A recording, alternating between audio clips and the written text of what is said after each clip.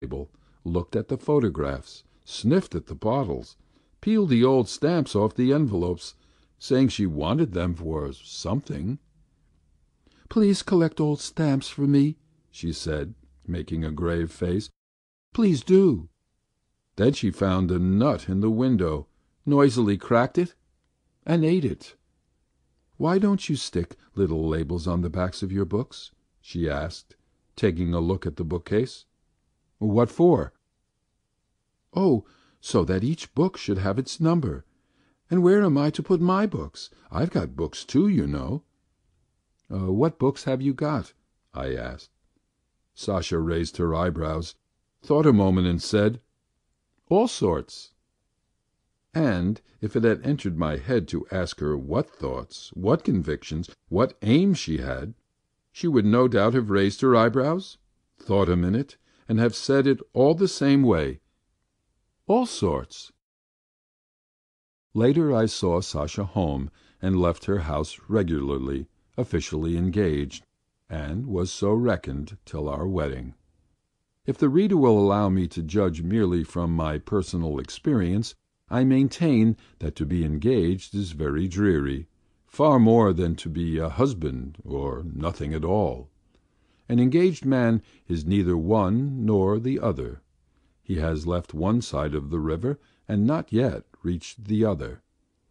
He is not married, and yet he can't be said to be a bachelor, but is in something not unlike the condition of the porter whom I have mentioned above. Every day, as soon as I had a free moment, I hastened to my fiancée. As I went, I usually bore with me a multitude of hopes, desires, intentions, suggestions, phrases. I always fancied that as soon as the maid opened the door I should, from feeling oppressed and stifled, plunge at once up to my neck into a sea of refreshing happiness.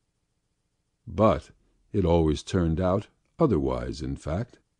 Every time I went to see my fiancée, I found all her family and other members of the household busy over the silly trousseau. And by the way, they were hard at work sewing for 2 months, and then they had less than 100 roubles worth of things. There was a smell of irons, candle grease, and fumes. Bugles scrunched under one's feet. The 2 most important rooms were piled up with billows of linen, calico, and muslin, and from among the billows peeped out Sasha's little head, with a thread between her teeth.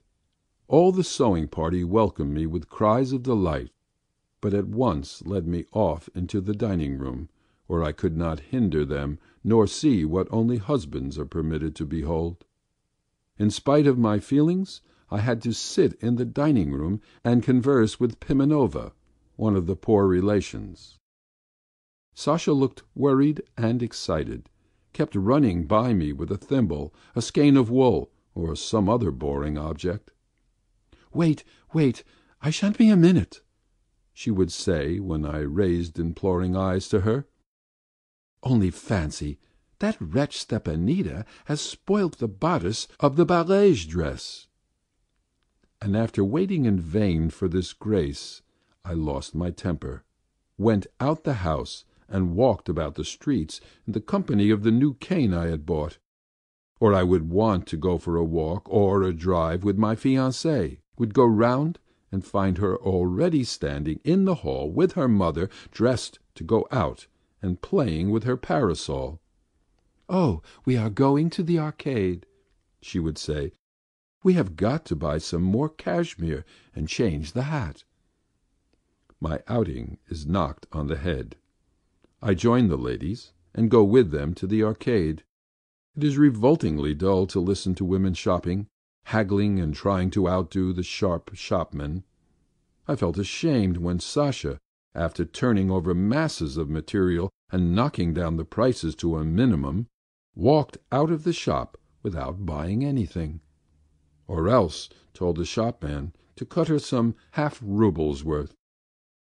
When they came out of the shop, Sasha and her mamma, with scared and worried faces, would discuss at length having made a mistake, having bought the wrong thing, the flowers in the chins being too dark, and so on. Yes, it is a bore to be engaged. I'm glad it's over. Now I am married. It is evening. I am sitting in my study reading. Behind me on the sofa Sasha is sitting, munching something noisily. I want a glass of beer. "Sasha, look for the corkscrew," I say. "It's lying about somewhere." Sasha leaps up, rummages in a disorderly way among 2 or 3 heaps of papers, drops the matches, and without finding the corkscrew sits down in silence. 5 minutes pass. 10. I begin to be fretted both by thirst and vexation. "Sasha, do look for the corkscrew," I say. Sasha leaps up again, rummages among the papers near me. Her munching and rustling of the papers affects me like the sound of sharpening knives against each other. I get up and begin looking for the corkscrew myself. At last it is found, and the beer is uncorked. Sasha remains by the table and begins telling me something at great length. "You'd better read something, Sasha," I say. She takes up a book, sits down facing me, and begins moving her lips. I look at her little forehead, moving lips, and sink into thought. She is getting on for 20, I reflect. If one takes a boy of the educated class and of that age and compares them, what a difference! The boy would have knowledge and convictions, and some intelligence.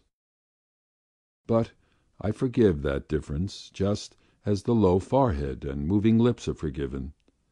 I remember in my old Lovelace days I had cast off woman for a stain on their stockings, and for one foolish word, or for not cleaning their teeth.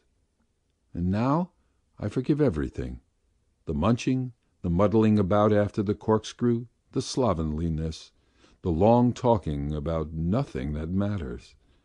I forgive it all, almost unconsciously, with no effort of will, as though Sasha's mistakes were my mistakes, and many things which would have made me wince in old days move me to tenderness and even rapture.